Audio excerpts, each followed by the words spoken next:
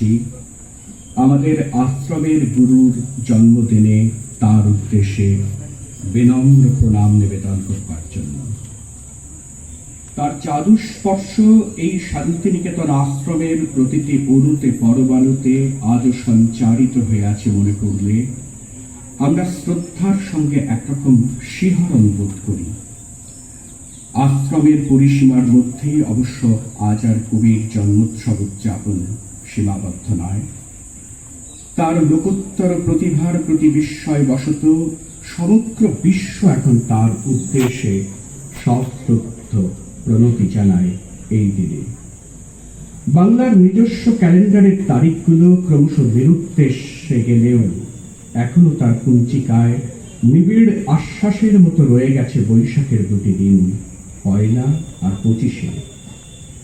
শান্তিনিকেতনের ইতিহাসে এই দুটি দিনের সঙ্গেই জড়িয়ে আছে কবির জন্মোৎসবের প্রসঙ্গ অনুষঙ্গ। বীরভূমের এই রুখুসুখু জলাভাবক্লিষ্ট প্রান্তরে দীর্ঘকাল ১ বৈশাখেও হয়েছে কবির জন্মোৎসব উদযাপন।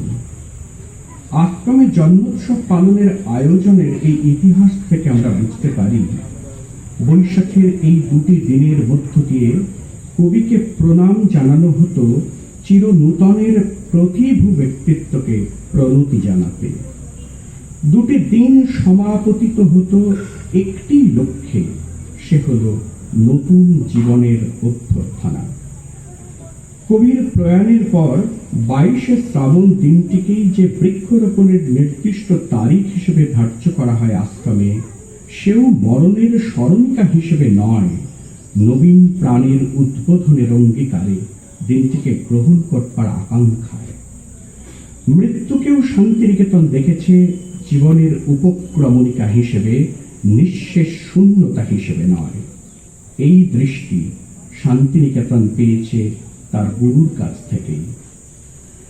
রবীন্দ্রনাথ আমাদের সেই পরশমণি, সেই রূপ কথাতুল্য জড়ত্বনাশা জীবন কাঠি, যিনি আমাদের গোচরে ও অগোচরে আজও নিরন্তর প্রাণিত করে চলেছেন। সেই হিসাবে ২৫শে বৈশাখ যেন নিতান্তই এক সময় প্রতীক। প্রতিটি দিনে, প্রতিটি ক্ষণেই যিনি স্মরণযোগ্য, তাকে একটি দিনের বিশেষ উপলক্ষে প্রণতি জানানোর অবকাশ শুধু এই ২৫শে বৈশাখ। তবুও অস্বীকার করা যায় না, ২৫শে বৈশাখের মধুময় আশ্চর্য সকাল একটা নির্মল উৎসবের বার্তা নিয়ে উপস্থিত হয় আমাদের চেতনায়। আমাদের ব্যক্তিগত ও সামূহিক স্মৃতি ও সত্তায় সে মিশে থাকে ওতপ্রোত। আমাদের চৈতন্যের গুহার আধারে বন্দিনী একটা ঝর্ণা সহসা যেন রবির করপরশে শতমুখে কথা কয়ে ওঠে। এই উদযাপনেরও একটা মূল্য আছে নিশ্চয়। বাংলা ১৩১৭ অর্থাৎ ১৯১০ সালের ২৫শে বৈশাখ শান্তিনিকেতন আশ্রমে কবির জন্মোৎসবের আয়োজন হয় প্রথমবার। সেদিনের অনুষ্ঠানের পর প্রিয়ম্বদা দেবীকে কবি লিখেছিলেন, আজ এখানে আমার জন্মদিনের উৎসব হয়ে গেল। আমার যে একটা জন্মদিন আছে সে কথা ভুলে গিয়েছিলাম। বহুকাল হয়ে গেল যখন আত্মীয় পরিজনের স্নেহের মধ্যে এই উৎসব হতো, কিন্তু সে যেন জন্মান্তরের কথা। আজ মনে হলো আর এক ক্ষেত্রে নব জন্ম লাভ করেছি। এই আমার মঙ্গললোকে নূতন জন্ম লাভ। ঈশ্বর আমার এই জন্মকে সার্থক করুন, এই প্রার্থনা করি। এই চিঠির মধ্যে আত্মীয় পরিজনের স্নেহের মধ্যে যে জন্মদিন পালনের উল্লেখ আছে তার সূচনা করেছিলেন কবির ভাগ্নী সরলা দেবী চৌধুরানী। তিনি তার জীবনের ঝরাপাতা বইতে লিখেছেন, আজ যে দেশব্যাপী রবীন্দ্র জন্মদিন অনুষ্ঠান সেটি ধরালাম আমি আমার ভক্তি প্রাবল্যে। এরপর কবির সেই প্রথম জন্মদিন পালনের একটি অনবদ্য সূচিসূক্ষ্ম বর্ণনা দিয়েছেন সরলা দেবী। তার ঘরে তার বিছানার কাছে গিয়ে বাড়ির বকুল ফুলের নিজের হাতে গাঁথা মালা ও বাজার থেকে আনানো বেল ফুলের মালার সঙ্গে অন্যান্য ফুল ও একজোড়া ধুতি চাদর তার পায়ের কাছে রেখে প্রণাম করে তাকে জাগিয়ে দিলেন। ৪৯ নম্বর পার্ক স্ট্রিটে মেজদাদা সত্যেন্দ্রনাথের বাসায় 1887 সালে অনুষ্ঠিত এই প্রথম জন্মদিন পালন হল কবির জীবনের 26টা বছর অতিক্রান্ত হওয়ার পর। তার 4 বছর বাদে 1891 সালে ঠাকুরবাড়ির পারিবারিক গণ্ডির মধ্যে তার আরও একটি জন্মদিন উদযাপনের তথ্য পাওয়া যায়।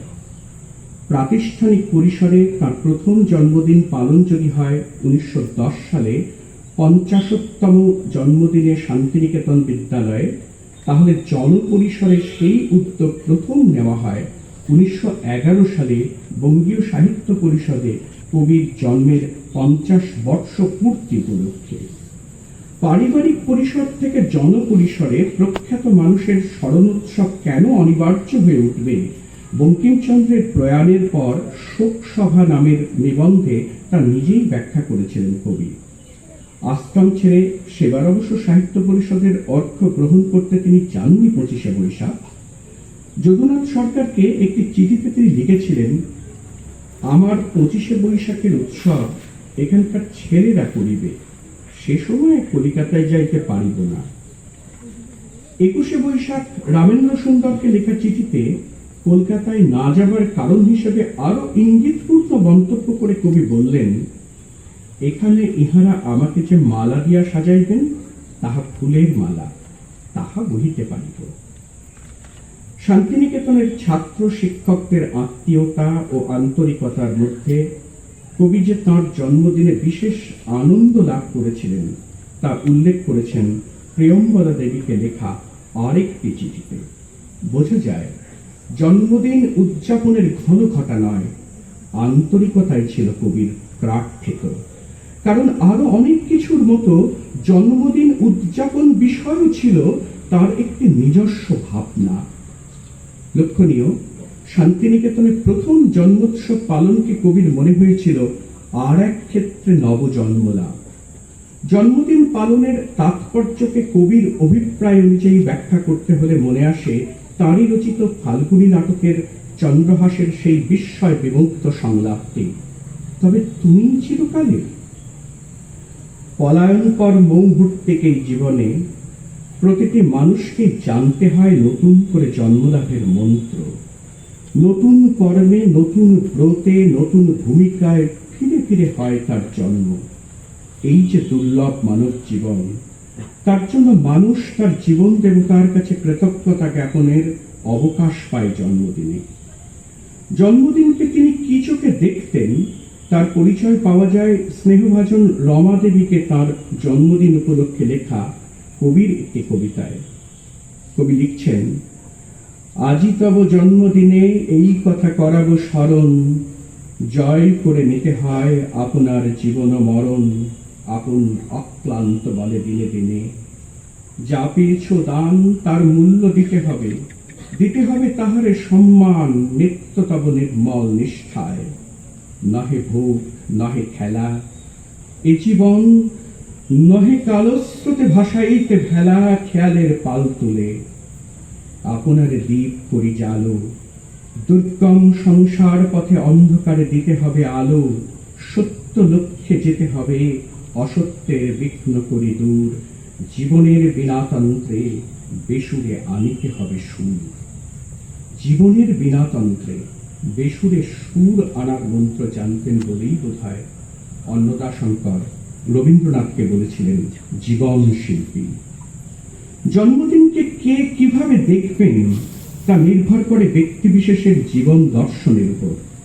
কবির সমসাময়িক আরেক কবি দ্বিজেন্দ্রলাল রায়ের ইংরেজি কাব্যগ্রন্থ দ্য লিরিক্স অফ ইন্ডের এ বার্থডে ওড কবিতার প্রথম চরণটিই ছিল এইরকম, one more year is dead and gone। পক্ষান্তরে রবীন্দ্রনাথ তার স্ফুলিঙ্গ কাব্যে লিখেছেন, জন্মদিন আসে বারে বারে মনে করা বারে, এ জীবন নিত্যই নূতন, প্রতি প্রাতে আলোকিত পুলকিত দিনের মতন। জন্মদিনের এখানে গভীর তাৎপর্য কিভাবে উদযাপন করলে তবে তার মতো অলক সামান্য প্রতিভার প্রতি আমাদের প্রকৃত শ্রদ্ধা নিবেদন করা হয়, তা আমাদের গভীর বিবেচনাবোধের পরীক্ষা তো বটেই। 1910 সালে শান্তিনিকেতনে অনুষ্ঠিত ওই প্রথম জন্মোৎসবের দিন আশ্রমের বালকদের উদ্দেশ্যে গুরুদেব বলেছিলেন, শিশুর প্রথম জন্মে যেদিন তার আত্মীয়রা আনন্দ ধ্বনিকে বলেছিল তোমাকে আমরা পেয়েছি, সেই দিনে ফিরে ফিরে বৎসরে বৎসরে ওই একই কথা আওড়াতে চায় যে তোমাকে আমরা পেয়েছি, তোমাকে পাওয়ায় আমাদের সৌভাগ্য, তোমাকে পাওয়ায় আমাদের আনন্দ, কেননা তুমি যে আমাদের আপন, তোমাকে পাওয়াতে আমরা আপনাকে অধিক করে পেয়েছি। প্রশ্ন হলো, কবির জন্মের এত বছর পর তার মতো প্রতিভার জন্মদিন পালনের সময় জাতি হিসেবে আমরা কি জন্মদিন উদযাপন বিষয়ে মনীষীর সেই প্রগাঢ় দর্শনকে আত্মস্থ করতে পারছি?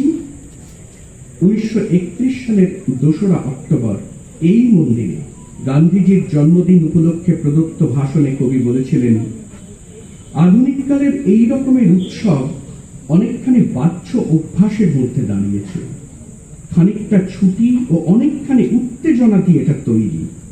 এইরকম চাঞ্চল্যে এই সকল উপলক্ষের গভীর তাৎপর্য অন্তরের মধ্যে গ্রহণ করবার সুযোগ বিক্ষিপ্ত হয়ে যায়।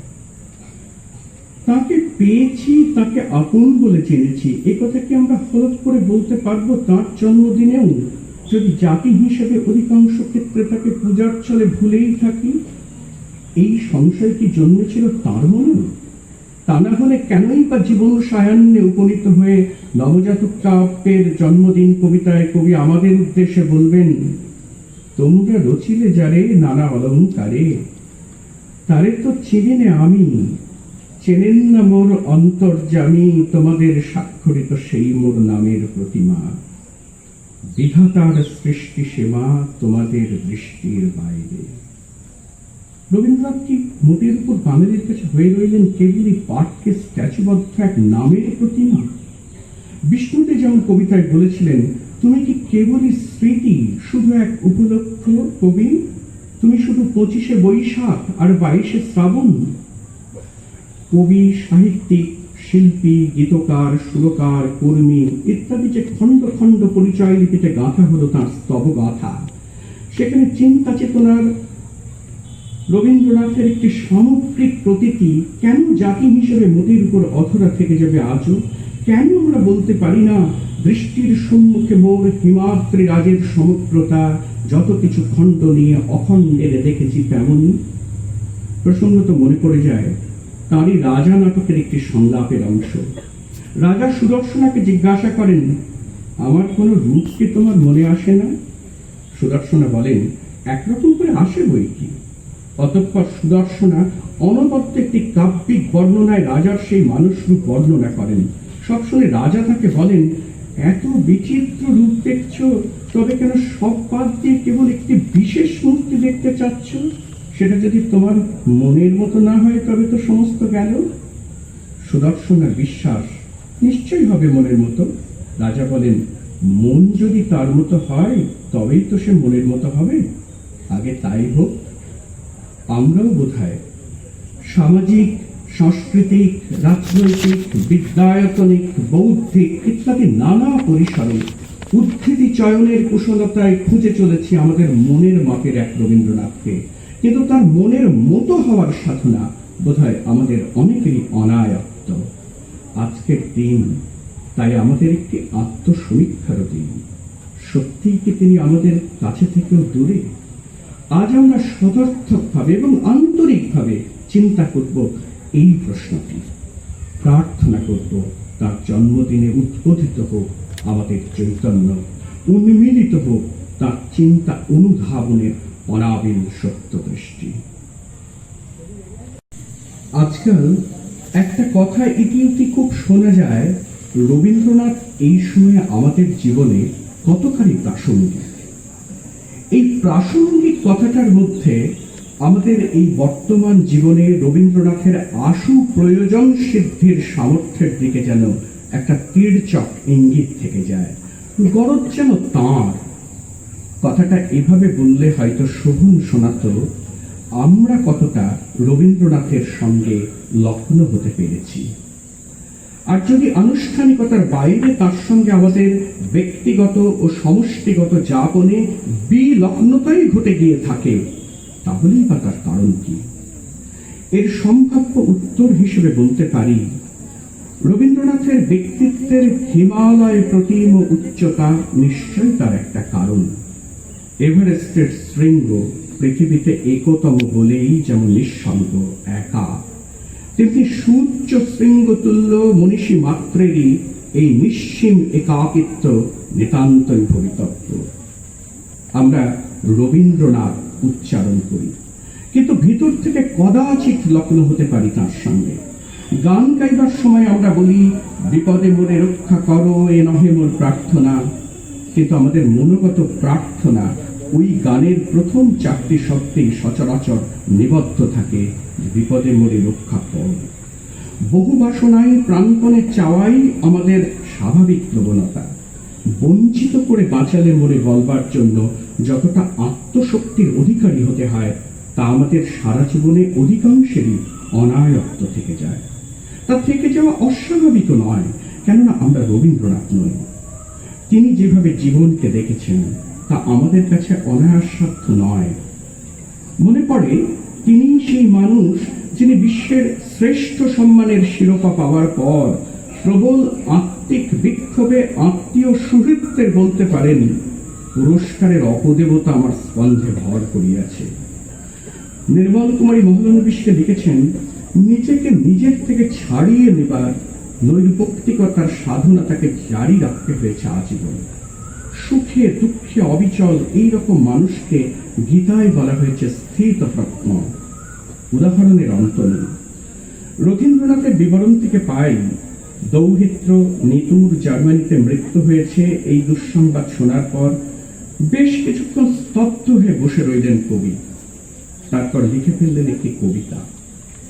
পুনশ্চ কাব্যের অন্তর্গত পুকুর ধারে নামের সেই কবিতাটিতে অন্তত প্রত্যক্ষভাবে ছায়াপাত হল না সেই সত্যশ্রুত দৌহিত্র শোক। নিজের সংসারে উপর্য করি শোকের ঝোড়ো আঘাতের পরও তার ছিল শোকের এমন এক অভিজাত আত্মসম্বরণের ভঙ্গি। এই জীবনবোধ কি সত্যিই আমাদের জন্য এত অনায়াস লব্ধ? তার চেতনার লীলা মালঞ্চে কোন রসায়নে কোন অভিজ্ঞতার শিল্পিত স্বাক্ষর কিভাবে ফুটে উঠবে তা কেই বা বলতে পারে। কেউ কেউ যে তাকে বলেছেন মিডিয়েট মাইন্ডেড ম্যান, অযুত মোনা ব্যক্তিত্ব, সে তো এই জন্যই যে পরতের পর পরতে তার মন ছিল এক স্তরিত গড়নে গড়া। আমরা প্রায়শই তার একাত্রা স্ফটিক খণ্ড নিয়ে বলি, তাকে পেয়েছি, তাকে জেনেছি। পাওয়া না পাওয়ার লুকোচুরির এই খেলাটা কিন্তু দীপ্ত চলতে থাকে অনুক্ষণ। যেমন, বিদায় দেহ ক্ষম আমায় ভাই, কাজের পথে আমি তো আর নাই।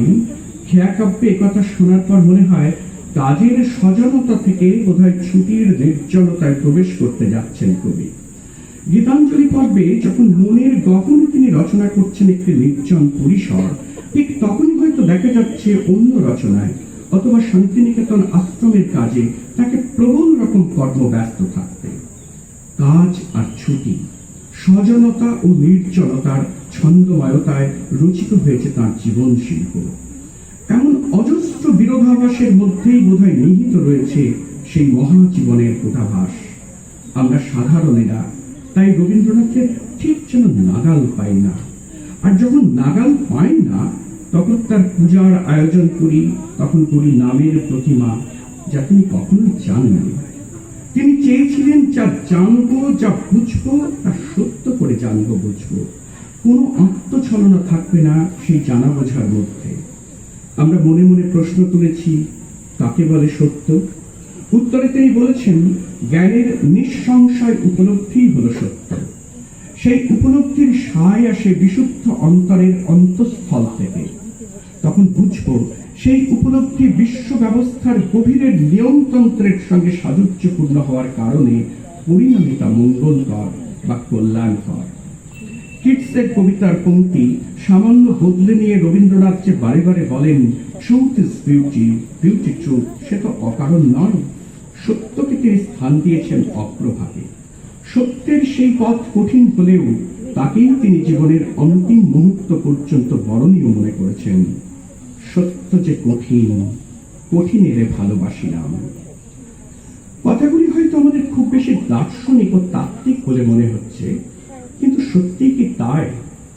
রবীন্দ্রনাথের কেন্দ্রীয় চিন্তা সূত্রে দেখা যায় সত্য, সুন্দর, শান্তি, আনন্দ ইত্যাদি প্রত্যয়গুলি নানা উপলক্ষে কবি বারবার ব্যবহার করেছেন। তার উপনিষদ জারিত মনের কলিমাটিতে লালিত হয়েছে, এও হয়তো ঠিক, কিন্তু সাধারণ বুদ্ধিতেও কি একটু বুঝবার চেষ্টা করা যায় না কথাগুলি? কি এই সত্য? শব্দটির মূলে আছে সৎ, অর্থাৎ এক্সিস্টেন্টের ব্যঞ্জনা, যার বিপরীত ভাবনা অলি, অসৎ। কাজেই বলেছি, এই সত্যকে আমরা উপলব্ধি করি নিঃসংশয় জ্ঞানে, মননে। আবার মননের উপলব্ধিকে যখন হৃদয়ে অনুভব করি, তখন তাকেই নামান্তরে বলি সুন্দর। আর এই অনুভব উপলব্ধির ফলে মনের যে সুমিত ভাব, তাকে বলি শান্তি। বিশ্ব ব্যবস্থা তন্ত্রের মধ্যে বিরাজ করছে একটি সুমিত সাম্যাবস্থা, একটি ইকুইলিব্রিয়াম। তখন তাকে বলছি শিব বা গুডনেস। আবার ওই শিবমের মধ্যে কখনো বা জেগে ওঠে সৃষ্টির সংবেদনা। প্রয়োজনে ভেঙে চুরে জীর্ণ পুরাতনকে ভাসিয়ে দিয়ে সেই শিবই তখন হয়ে ওঠেন নটরাজ। প্রলয় কখনো কখনো নবসৃষ্টিরই আবশ্যিক শর্ত। অহংতাড়িত বৈনাশিক ধ্বংসে নেই সৃজনের প্রতিশ্রুতি। পাখির ডিমের খোলা ভেঙে বেরিয়ে আসে পক্ষীছানা। সৃজনের প্রতিশ্রুতিতে উজ্জ্বল বলেই খোলার সেই ধ্বংস আসলে সৃজনেরই পূর্ব শর্ত হয়ে ওঠে। কবির জন্মদিন ভাবনার সঙ্গে এইভাবেই বোধহয় লগ্ন হয়ে থাকে তার কেন্দ্রীয় চিন্তা সূত্র ও চিন্তন শৈলীর অব্যর্থ বিজ্ঞান। বারে বারে নূতন, ফিরে ফিরে নূতন হওয়ার সাধনাই হল মানুষের সাধনা। জন্মদিন সেই সাধনারই উৎসব। ব্যক্তি হিসেবে, সমষ্টি হিসেবে আমাদের জারি রাখতে হয় মরণের বিপরীতে এই অমৃতের সাধনা। সেই সাধনার মন্ত্র হল যুক্ত করহে সবার সঙ্গে, মুক্ত করহে বন্ধ। অনেকে একেই বলেছেন কবির যোগের তত্ত্ব। বক্তব্য কিছু জটিল নয়। কবি বলছেন চতুষ্পার্শ্বের সঙ্গে মানুষের সম্পর্ক হবে জীবন্ত, সহানুভূতিপূর্ণ।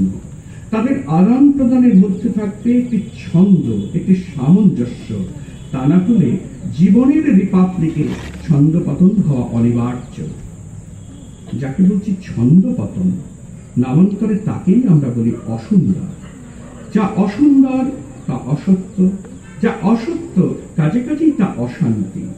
জীবনের বিপরীতে তা মৃত্যু। কিভাবে ব্যক্তি আর সমষ্টির ছন্দময় সামঞ্জস্যে আমরা বেঁচে থাকি তার ব্যাখ্যা দিতে গিয়ে 1933 সালে মানুষের ধর্ম বক্তৃতায় বিজ্ঞানের উদাহরণ দিয়ে কবি বলবেন, আমাদের প্রতিটি দেহকোষকে যদি মনে করা যায় এক একটি ব্যক্তি সত্তা, তবে সীমিত আয়ুর ওই কোষগুলির সমবায়ী প্রযত্নে জীবন ধারণ করে এক একটি মানব শরীর। কোষগুলো মানুষের আয়ুষ্কাল ব্যাপী বেঁচে থাকে না, তবু বেঁচে থাকে মানুষটি। মানব সমাজের ইতিহাসেও এই অস্বাস্থ্যের পরিচয় পাই নানা বেশে। এই বিচিত্র রকম অসুখের, ছন্দহীনতার মধ্যে দিশারি আলো নিয়ে যারা পথ নির্দেশ করেন, তারাই কবির ভাষায় মহামানব। হিংসায় উন্মত্ত পৃথ্বী হলেও মানুষ নামক এই গভীর প্রত্যয়ে তিনি অবিচল থাকতে পেরেছেন। তার কারণ সমগ্র সৃষ্টির ইতিহাসকে তিনি দেখেছিলেন এক বৈশ্বিক প্রেক্ষণ বিন্দু থেকে, একটি ব্যক্ততর পার্সপেক্টিভ থেকে। সংশয়ের বিপরীতে এগুলো একরকমের বিশ্বাসের আধুনিকতা। এই প্রেক্ষণ বিন্দুতে ম্যাক্রো আর মাইক্রো জগৎ একটি তাৎপর্য সূত্রে গাঁথা পড়ে। আকাশ ভরা সূর্য তারার পাশাপাশি স্থান পায় ঘাসে ঘাসে পা ফেলার সংবেদনময়ী মর্ত পৃথিবী। ভাবতে গেলে এই দুই প্রান্তকে মেলাতে জানাটাও একটা ছন্দময়তাই। বিশ্বভারতীর জ্ঞানকাণ্ডে যদি বিশ্বকে এক নিড়ে বাঁধার সংকল্প উচ্চারিত হয়ে থাকে, তবে শ্রীনিকেতনের কর্মকাণ্ডে সন্নিহিত গ্রামগুলিকে সমবায়ী শক্তিতে সংহত করার ভাবনা রূপায়িত হয়েছে। এও একটা ছন্দ, একটা জীবনবোধের প্যাটার্ন। সমবায়ী তাৎপর্যে একক কোষ এইভাবেই বাঁধা পড়ে ছন্দে, সার্থক হয় জীবনের তাৎপর্য। তিনি বলেওছেন এক জায়গায়, শ্রীনিকেতন আমাদের শক্তির সমবায়ের সাধনা। শ্রীনিকেতনের দর্শন তার কেন্দ্রীয় চিন্তার গভীর তাৎপর্যের সঙ্গে এভাবেই সমন্বিত হয়। তত্ত্ব বলে যা মনে হচ্ছিল এতক্ষণ, তা বাস্তবে রূপ পরিগ্রহ করে এভাবেই দৃশ্যমান হয়েছে কবির প্রতিষ্ঠানে। শান্তিনিকেতনের শান্তি কথাটি যেমন ইংরেজি পিস কথার চেয়ে ভারতীয় প্রজ্ঞার নিরিখে অনেক বেশি ব্যঞ্জনাবাহী, এলিয়টকে যে জন্য পৌরজমিক কবিতায় ওই শব্দটি লিখতে হয় পিসের পরিবর্তে, শ্রীনিকেতনের শ্রী কথাটিও তেমন। শ্রী অর্থাৎ লক্ষ্মী, ঐশ্বর্যের সঙ্গে মাধুর্য ও সৌন্দর্য যুক্ত হলে তবে হয় শ্রী। দেশের আইন আর কবির প্রতিষ্ঠানের মূলগত আদর্শের সামঞ্জস্য বিধানের গুরু দায়িত্ব এখন অর্পিত হয়েছে আমাদের উপর। বলা বাহুল্য, রাজনীতির কারবারিরা তার কোনো ভাবনার প্রতি সেদিন প্রায় কেউই কর্ণপাত করেন। স্বাধীনতার পতাকা যে শুধু কাঁধে তুলে নেওয়ার আবেগে থাকলেই যথেষ্ট নয়, তার জন্য চাই আত্মশক্তির উদ্বোধন। দেশাত্মবোধ যে আসলে দেশের খোঁজে আত্মকে বিস্তার করার মধ্যেই সার্থক হয়, সে কথা খুবই জনচিত কল্পনা বলেই তাকে অনেকে সংশয়ে গ্রহণ করেননি। তখন বিশ্বভারতী প্রতিষ্ঠা পর্বে যখন তিনি ঔপনিবেশিক পর্বে পশ্চিমের রুচি স্বাতন্ত্র্য নাশক মরু হওয়ার সংগ্রাম থেকে জাতিকে নান্দনিক চেতনায় উদ্বোধিত করতে প্রতিষ্ঠা করলেন কলা সঙ্গীত ভবন, তখনও অনেকের চোখেই সন্দেহের ঘোর। অথচ রবীন্দ্রনাথ শান্তিনিকেতনকে দিয়েছিলেন রুচিবোধের দীক্ষা।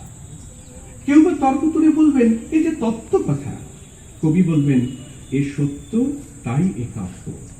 তার কবি মন রূপ পেয়েছে এই আশ্রমে, আবার এই আশ্রমকেও কবি বলেছেন একটি কবিতা, একটি সৃষ্টি। Poetry not in the medium of words. এও কি নয় একরকম ছন্দময়তা? এখন কি তাকে মনে হবে দূরগ্রহের মানুষ? পরিশেষে এই প্রশ্ন আসে, মানুষ কি করে এমন ঋদ্ধ চেতনায় উত্তীর্ণ হবে? কবি বলবেন প্রেমের পথে। অহং থেকে প্রেমে উত্তরণই হলো মুক্তি, আর অহং থেকে মুক্তির সোপান হলো প্রেম। শুধু ব্যক্তিক প্রেম নয়, সব প্রেমের মতো পবিত্র অনুভূতি দেশপ্রেমেও আছে। দেশের মায়ের আঁচলের মধ্যে যে বিশ্বময়ীর আঁচলও পাতা আছে, তা যদি আমরা অনুভব করতে পারি, যদি আমার অধিগত একখণ্ড জমির মধ্যে উপলব্ধি করি সেও এই মহাবিশ্বেরই অন্তর্গত একটি ভূমিখণ্ড, তাহলে হয়তো সম্ভব তেমন বিশ্ববোধের জাগরণের। তা উত্তেজনায় চেঁচিয়ে বলায় আয়ত্ত হওয়ার নয়। জীবনের এই একটা আদর্শ আমাদের সামনে রেখে গেছেন রবীন্দ্রনাথ। ধর্মগুরুর মতো কোনো নির্দেশনামা তিনি জারি করে যাননি। স্মরণের আয়োজনে মরণকে আড়াল করতেও চাননি, আর চাননি বলেই তার দিকে সত্য দৃষ্টিতে ফিরে তাকাবার গরজ রয়ে গেছে আমাদের। মাঝে মাঝে তাকে দূর গ্রহের মহামানব মনে হলেও কখনো হয়তো বোঝা যায় তিনি আমাদের লোক। সুতরাং কখনো সমগ্রের চেতনায়, কখনো বিশেষের সীমানায় তাকে আমরা অনুধাবনের চেষ্টা করব, সবটা মিলিয়েই বুঝতে চাইব তাকে। অনেকে করেছেও সেই চেষ্টা। আর্নেস্ট রিজ এক জায়গায় ইঙ্গিত করেছিলেন 5000 বছরের ভারতীয় সভ্যতার অন্তঃসার স্বকীয় প্রভায় দীপ্যমান হয়েছে রবীন্দ্রনাথের মধ্যে। একটি সংহত মূর্তিতে তাকে দেখতে চাইলেই মনে পড়ে তাঁরই রাজা নাটকের রাজার আরেকটি সংজ্ঞা। রাজা যেমন সুদর্শনাকে বলেছিলেন, তেমন একটা কসমিক উপমায় হয়তো বর্ণনা করা যায় তাঁর একটি সংহত রূপ। রাজা বলেন, দেখতে পায় যেন অনন্ত আকাশের অন্ধকার আমার আনন্দের টানে ঘুরতে ঘুরতে কত নক্ষত্রের আলো টেনে নিয়ে এসে একটি জায়গায় রূপ ধরে দাঁড়িয়েছে। তার মধ্যে কত চোখের ধ্যান, কত আকাশের আবেগ, কত ঋতুর উপহার। আমাদের রবীন্দ্রনাথ এমন। তাঁরই জয়মন্ত্র মন্ত্রিত হোক সেই মহামানবের এই পবিত্র জন্মদিনে। পৃথিবীতে বর্ষিত হোক শান্তির বাড়ি। আমরা ক্রমশ তাকে প্রণাম জানাবার যোগ্য হয়ে উঠি। আমাদের ক্যালেন্ডারে কোনো লাল রঙা 22শে শ্রাবণ নেই, আমাদের হর রোজ 25শে বৈশাখ।